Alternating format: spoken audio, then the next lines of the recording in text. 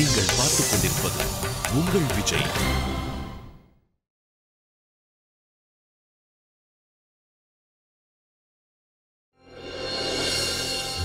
இன்னைக்கு உன் கண்ணுல இருந்து கண்ணீர் வர ஆரம்பிச்சிருச்சுல்ல? உன்னோட இந்த கண்ணீர் தான் சாட்சி. நீ எவ்வளவு தூரம் அவனை மறக்கணும்னு நினைச்சாலும், எவ்வளவு தள்ளி வைக்கணும்னு நினைச்சாலும் உன்னால பண்ண முடியாது. என்ன பண்றதுமா? ஒரு தாய் எவ்வளவு நாளைக்குத்தான் தன்னோட வேதனைகளை மறைச்சுக்கிறது? என்னைக்கு அது ஒரு நாள் அதை வெளிப்படுத்தி தான் ஆகணும். அதுக்கு சாட்சி தான் இந்த கண்ணீர். எனக்கு ஏற்பட்ட அந்த காயத்தினால மகேஷை என்னைக்குமே நான் என் மகனை ஏத்துக்கவே மாட்டேன். ஆனா நீயே புரிஞ்சுக்க மாட்டேங்கிற. மகேஷ் அவன் செஞ்ச தப்புக்கு தண்டனை அனுபவிச்சிட்டு இருக்கான். வேற என்ன? மறந்துரு, இந்த பழைய ஞாபகத்தை எல்லாம் மறந்துரு. அவன் நமக்கு என்ன பண்ணுனா, எதுக்கு பண்ணுனா, இதெல்லாம் கணக்கு போடுறதுக்கு இப்ப நேரம் இல்லம்மா. அவனுடைய இந்த கஷ்டமான நேரத்துல நாம என்ன பண்ணணும்னு யோசி. நீங்க என்னம்மா நினைச்சீங்க? பல வருஷங்களுக்கு அப்புறம் என் மகனை பார்க்கும்போது அவனை அப்படியே அணைச்சுக்கணுங்கிற ஆசை எனக்கு மட்டும் வராதா? உள்ளுக்குள்ளேயே அழுதுகிட்டு இருந்தேம்மா. அன்னைக்கு நான் மகேஷை தடுத்து நிறுத்தாம இருந்தேன். மாலதிக்கு மகேஷ் யாருங்கிறது தெரிஞ்சிருக்கும்மா. அதை நான் விரும்பவே இல்லை. என்னோட தாய் பாசத்தை நான் தியாகம் பண்ணாலும் பரவாயில்லம்மா. என்னோட குழந்தைங்களுக்கு அவனோட அப்பாவை, அவனோட பயங்கர கடந்த காலத்தை என்னைக்கு தெரிய விட மாட்டேம்மா. தெரிய விட மாட்டேன். என்ன மதன் அங்கிள் அப்பாவோட ஃப்ரெண்டா? சின்ன வயசு ஃப்ரெண்டா? நான் ஒரு பேர் கேட்டதே இல்லையே. அக்கா, நீ அப்ப ரொம்ப சின்ன பொண்ணா இருந்திருப்ப. மதன் அங்கிள் ரொம்ப நல்லவர் தெரியுமா? அப்புறம் அவருக்கும் அப்பாவுக்கும் ஒரே டேஸ்ட் தான்க்கா. எனக்கும் அவருக்கு கூட ஒரே டேஸ்ட். அப்படின்னா ரிஷிகேஷ் வந்தோன்னு அவரை பார்த்தே ஆகணும். அப்புறம் ரிஷிகேஷ்ல எப்படி இருக்காங்க? சித்தப்பா, சித்தி, பாட்டி, பெரிய பாட்டி, தாமு ஃபர்ஸ்ட் கிளாஸ். அப்புறம் விஸ்வா? அவனும் நல்லா தான் இருக்கான். ஆனா அவனோட மியூசிக்ல தான் கொஞ்சம் பிஸியா இருக்கான். நல்லா தானே? அதானே அவனோட லைஃப்க்கு முக்கியம். சரிக்கா, சண்டிகர்ல எல்லாரும் எப்படி இருக்காங்க? நல்லா இருக்காங்களா? எல்லாரும் நல்லா தான் இருக்காங்க மாலதி. என்னாச்சுக்கா? என்ன ஏதோ சோகமா சொல்ற? எந்த பிரச்சனையும் இல்லையே? இல்ல மாலதி, எதுவும் ஆகல. சரி, விஸ்வா பத்தி சொல்லு. நீ உன் கூட பேசிட்டு தானே இருக்க? எங்கக்கா, இந்த 2 நாள்ல ஒரு வாட்டி கூட அவன் கால் பண்ணவே இல்ல. அவனோட பிளாக்ஸ் படிச்சிட்டு இருப்பேன்ல, அதனால அப்டேட்ஸ் கிடைச்சுக்கிட்டே இருக்கும். அது மட்டும் இல்லாம அந்த இங்கிலீஷ்காரங்களுக்கு முன்னாடி இந்த பட்டிக்காடு எங்க கண்ணுல படும். என்ன பேசுற மாலதி? விஸ்வாவை நீ சந்தேகப்படுறியா என்ன? விஸ்வாவோட புருஷன் உனக்கு என்னாச்சு? புருஷன் பொண்டாட்டியோட உறவை நம்பிக்கையை பேஸ் பண்ணி இருக்கணும். உனக்கு விஸ்வா மேல எந்த அளவு கூட நம்பிக்கை இல்லையா? நீ எப்படி நினைச்ச விஸ்வா உனக்கு ஏமாத்திடுவான்னு? எங்க உட்காந்துக்கிட்டு என்ன யோசிச்சுட்டு இருக்கேன்னு எனக்கு எதுவுமே புரியல மாலதி. அக்கா, நான் சும்மா ஜோக்குக்கு தான் சொன்னேன். உனக்கு என்னாச்சு? நீ ஏன் இப்படி ரியாக்ட் பண்ற? எதுவில்ல மாலதி, என்ன அத்தை கூப்பிடுறாங்க, நான் அப்புறம் கால் பண்றேன். அக்கா, ஹலோ, என்னாச்சு?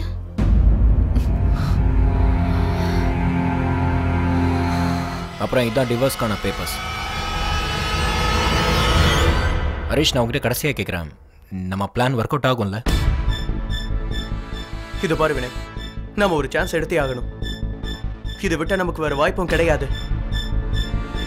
நீ டென்ஷன் ஆகாத, நான் தான் இருக்கேன்ல, நான் எல்லாத்தையும் பார்த்துக்கிறேன். சரிப்பா. இப்போ நீ எனக்கு வித்யாவோட ஹஸ்பண்ட் டீட்டெயில்ஸ் எல்லாத்தையும் கொடுத்தீங்கன்னா நல்லா இருக்கும். ஐ மீன் பேரு, வீடு, அட்ரஸ்லாம் ஃபார்ம்ல ஃபில்அப் பண்ணும்ல. அதை பற்றி எனக்கு ஒன்றும் தெரியாது. நான் பேசாமல் நான் அவகிட்டே போய் கேட்டு வரேன். கொஞ்சம் இருப்பா, உனக்கு எதுக்குப்பா இந்த கஷ்டம்? போகும்போது நானே கேட்டுக்கிறேன். No problem. ஓகே.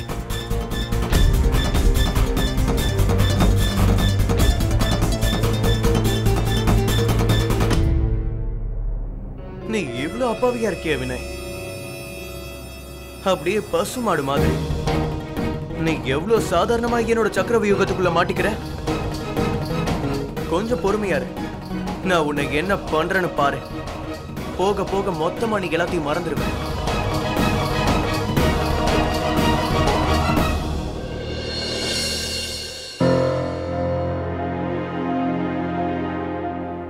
ஏதோ இருக்கு. அக்கா என்கிட்ட எதையும் மறைக்கிறா. அவகிட்ட பேசியே ஆகணும். பாரு அக்கா, நானே உனக்கு கால் பண்றதா இருந்தேன். சாரி மாலதி, அப்ப நான் உன்கிட்ட என்ன பேசுறேன்னு எனக்கே தெரியல. அக்கா, உன் தங்கச்சி கிட்ட சாரி சொல்றதுல எந்த லாபமும் இல்ல, அதோட அதுல எந்த அவசியமும் இல்ல. முதல்ல நீ சொல்லுக்கா, உனக்கு என்ன ஆச்சு? என்ன பிரச்சனை? என்ன சொல்றது மாலதி, இப்ப வர வர வித்யா ஒரு மாதிரியா பிஹேவ் பண்ணிட்டு இருக்கா. அவன்கிட்ட எதையும் மறைக்கிற மாதிரி இருக்கு. அப்புறம் இன்னைக்கு வினயும் ஒரு மாதிரியா பிஹேவ் பண்றாரு. இன்னைக்கு ஆபீஸ்ல இருந்து வந்ததும் நேரா என்ன வந்து பார்க்கல, வித்யாவை பார்க்க போயிட்டாரு. அவர் ஆபீஸ்ல இருந்து எப்ப வந்தாருன்னு கூட எனக்கு தெரியல. அட என்னக்கா நீ? அக்கா, ஏதாவது முக்கியமான விஷயமா இருக்கும், அதான் மாமா வித்யாவோட ரூமுக்கு போயிருக்காரு. என்னக்கா நீ? கொஞ்ச நேரத்துக்கு முன்னாடி எனக்கு லெக்சர் கொடுத்துட்டு இருந்த. இங்க பரமாலத்தி புருஷன் மேல சந்தேகப்படுறது தப்பான விஷயம்னு இப்ப நீங்க சந்தேகப்படுறியா? அதுவும் மாமா மாதிரி ஒரு நல்ல மனுஷன. இங்க பாரு, மாமா இருக்கார்ல, நம்ம கலியுகத்தோட ராமர் மாதிரி ஒரு ஆள் மேல சந்தேகப்படுறது ரொம்ப தப்புக்கா. அக்கா, கனவுல கூட நினைக்காத மாமா உன்னை ஏமாத்திடுவார்னு. இல்ல மாலதி, நான் நிச்சயமா வினய சந்தேகப்படல. வித்யா மேலே எனக்கு சந்தேகம் இல்ல. ஆனா எனக்கு அவங்க ரெண்டு பேரையும் பார்த்தா என்ன தோணுதுன்னா, ரெண்டு பேரும் என்கிட்ட ஏதோ ஒண்ணு மறைக்கிறாங்க. ஏதோ ஒரு பெரிய ரகசியம் இருக்குன்னு தோணுது. இந்த கவலை தான் என்ன ரொம்ப தொல்லை பண்ணிட்டு இருக்கு. மாமா உனக்கு சரியான பேர் தான் வச்சிருக்காரு. ரொம்ப சரியான பேர் தான் கேஎம், கவலை மினிஸ்டர். அதாவது கவலைப்படுறதுக்கு உனக்கு ஒரு சாக்கு கிடைச்சா போதும். மாமா வேலையில பிஸியா இருந்து உங்க டைம் ஸ்பெண்ட் பண்ண முடியலனா, ஓ என்ன இக்னோர் பண்ணிட்டாரா, ஏன் என்ன இக்னோர் பண்ணற அப்படின்னு சொல்லுவேன். அதிகமா அன்பு காட்டினா அப்போ உனக்கு டென்ஷனா தான் இருக்கும். ஏன் இவர் என் மேல இவ்ளோ அன்பு காட்டுறாரு, இவ்ளோ கருணை காட்டுறாரு அப்படின்னு சொல்லுவேன். இங்க பாருக்கா, எல்லாமே சரியாயிடும். சரியா? விஸ்வாவும் நானும் சண்டை போட்டப்ப கூட இதே மந்திரத்தை தானே எங்களுக்கு சொல்லுவேன்.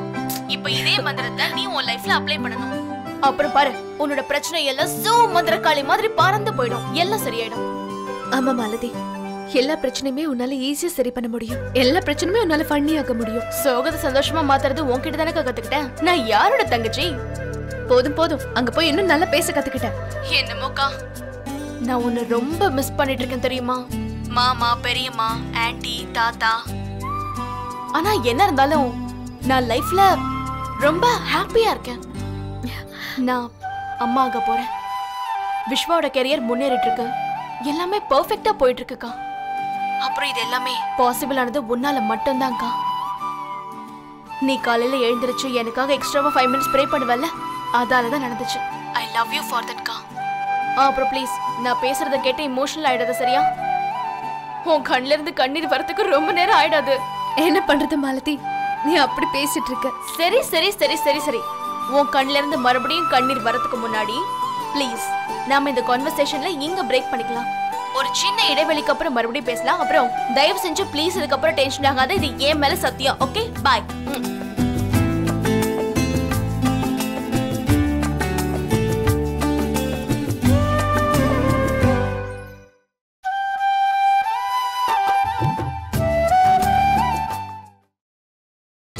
நீங்கள் பார்த்துக் கொண்டிருப்பது உங்கள் விஜய். வினய் சார் ரொம்ப நல்லவர், ஆனா முட்டாள் கிடையாது. ஒரு நாள் இல்லைன்னா ஒரு நாள் உன்னை பத்தி ஒரு நிச்சயமா புரிஞ்சுப்பாரு. நீ எவ்வளவு பெரிய ஃப்ராடுன்னு கண்டிப்பா அவர் தெரிஞ்சுப்பாரு. அடேங்கப்பா, வினய் சார் ரொம்ப தான் பாசத்தை காட்டுற. ஒருவேளை வினய் உனக்கு ரொம்ப பிடிச்சிருச்சோ? சொல்லு, அட சொல்லு சொல்லு சொல்லு. ரொம்ப பிடிச்சு போயிட்டானா? ஆனா எப்படியும் உனக்கு வினய் மாதிரி பசுமாடு தானே பிடிக்கும். என்ன மாதிரி காளை மாடை இல்லையே.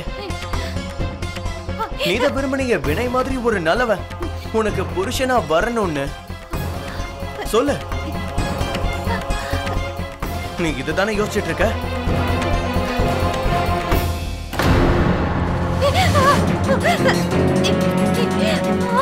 சொல்லு, புருஷனை மாத்தணுங்கிற எண்ணம் உனக்கு இருக்கா? நீங்க என்ன பண்ணிட்டு இருக்கீங்க?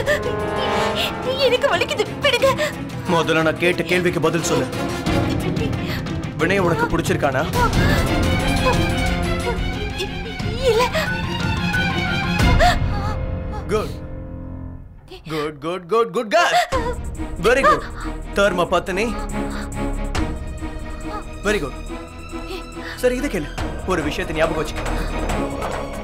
என்ன தவிர வேற ஏதாவது ஆம்பளைய நீ பார்க்கணும்னு நினைச்சினா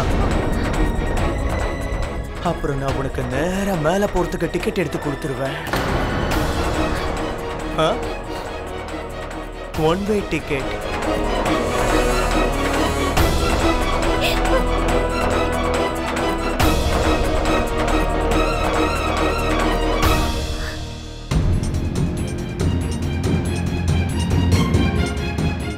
வினய் சருக்கு தெரியாத இவன் ஏதோ கெட்ட எண்ணத்தோட தான் இங்க வந்திருக்கான்னு. இப்ப நான் என்ன பண்றது? எப்படி இவன் கிட்ட இருந்து இந்த குடும்பத்தை காப்பாத்துறதுன்னு புரியலையே.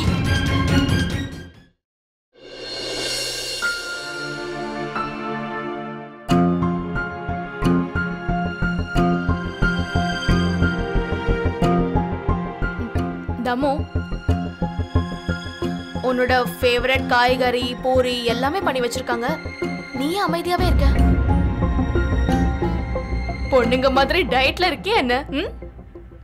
என்னாச்சு தாமோ? ஏன் ஏதோ பேச மாட்டேங்கிற?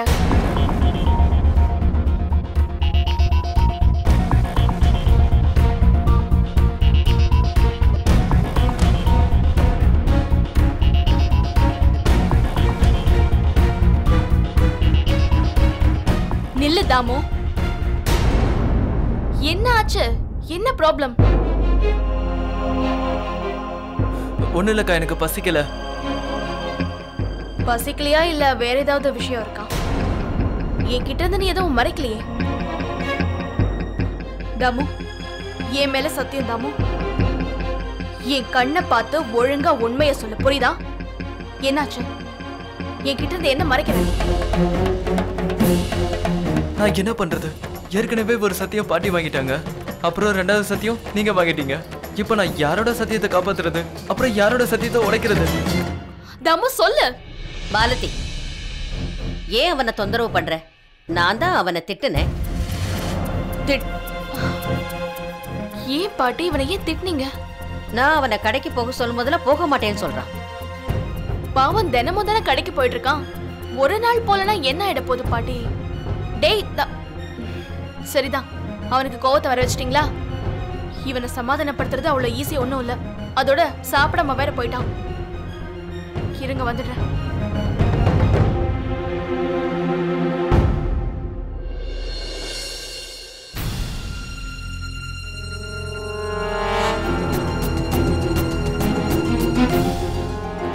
வினய்,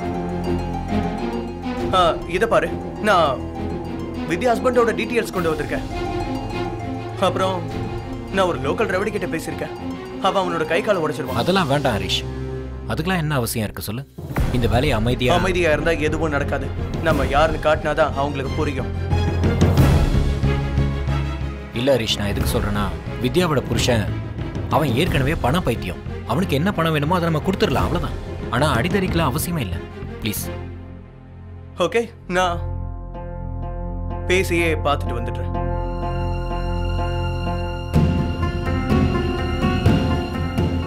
ஹலோ, நான் தான். அது வந்து அடிக்கலாம் வேண்டாம், பேசி புரிய வச்சா போதும். ஓகே வினய், நான் பேசிட்டேன், எல்லாம் சரியா போயிடும். கொஞ்சம் மிரட்டுவாங்க, வேற எதுவும் பண்ண மாட்டாங்க. தேங்க்யூ. வினய், இந்த மாதிரி விஷயங்களுக்கு கொஞ்சம் காசு செலவாகும். அது அது 5 லட்சம் ரூபாய் கேட்டாரு. 5 லட்சமா? ஆமா, நீ இதையும் யோசிச்சு பாரு. வேலை முடிஞ்சதுக்கு அப்புறமா நம்ம எந்த காசும் கொடுக்க வேண்டியது.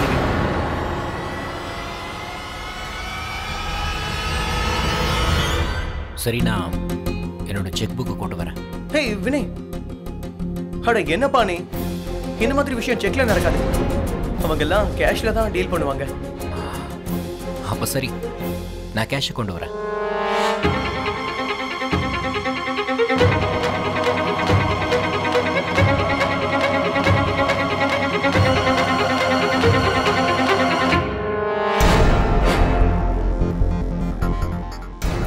ஒரே ஒரு குழந்தைக்காக இவ்வளவு காசு செலவு பண்றதா? இல்ல வினய், இல்ல வினய், இந்த காசை நீ வித்யா மேல தான் தூக்கி எறிற. இவனுக்கு வித்யாவுக்கு ஏதோ சம்மந்தம் இருக்கு.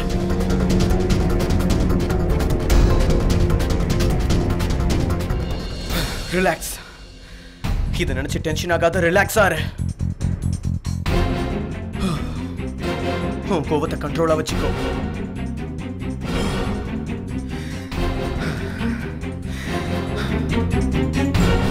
முதல்ல காசு கைக்கு வரட்டும், அப்புறம் இவனுக்கு டிக்கெட் போட்ட வேண்டியதுதான். உன்னையும் அந்த யமராஜாக்கு அறிமுகப்படுத்தி வச்சிடுறேன்.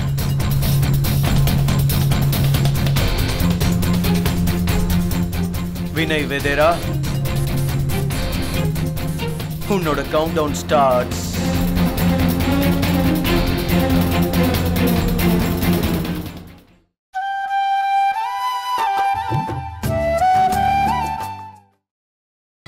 நீங்கள் பார்த்துக் கொண்டிருப்பது உங்கள் விஜய். விஸ்வாவுக்கு என்னாச்சுனே தெரியல. 2 நாளா அவன் போனே பண்ணலையே. நான் கால் பண்ணாலும் போன் எடுக்க மாட்டேங்கிறான். அப்படி என்ன பிஸியா இருக்கான்? ஒருவேளை ஏதாவது பிரச்சனையா இருக்குமோ? மேனேஜர், விஸ்வாவோட மேனேஜருக்கு கண்டிப்பா அவன் எங்க இருக்கான்னு தெரியும். நான் அவருக்கு கால் பண்ணி பார்க்கறேன்.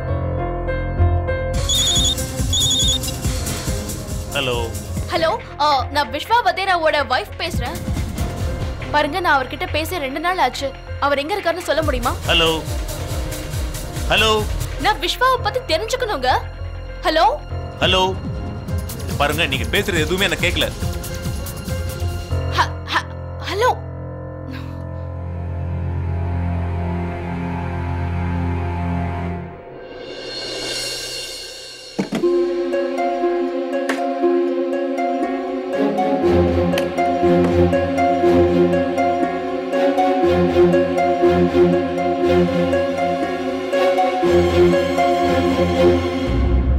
இதுல 2 லட்சம் தான் இருக்கு.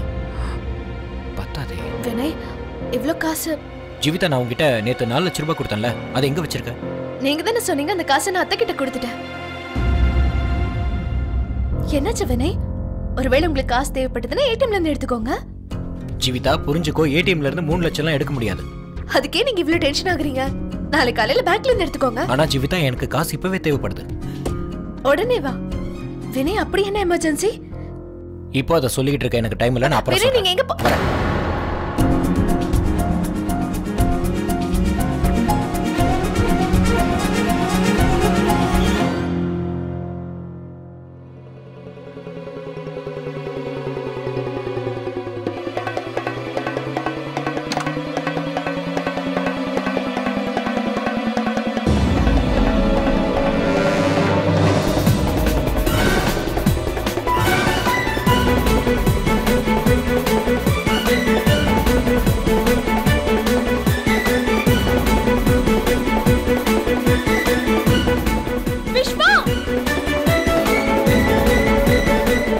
எப்படி இருக்க மாலதி?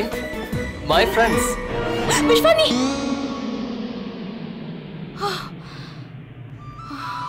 அட கடவுளே, எவ்வளவு பயங்கரமான கனவு. விஸ்வா அந்த குட்ட பாவாடை பொண்ணுக்கு கூடயா? இல்ல விஸ்வா, அந்த மாதிரி மட்டும் ஏதாவது இருந்துச்சுன்னா அப்புறம் நான் ஒண்ணு முதல்ல அவன்கிட்ட பேசி பார்க்கறேன்.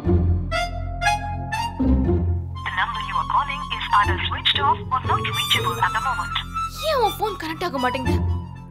எங்க பிஸியா இருப்பான்? விஸ்வா, போன் எடு. நீ அப்படி என்னதான் பண்ணிட்டு இருக்க? நீ போன் கூடவா பேசிக்கிட்டு இருக்க?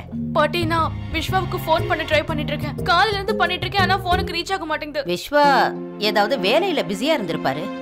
நீ ஏன் கவலைப்படுற? நேரம் கிடைக்கும் போது விஸ்வாவே போன் பண்ணுவாரு. சரி, நான் கோயிலுக்கு போயிட்டு வரேன். நீ பத்திரமா இரு, சரியா?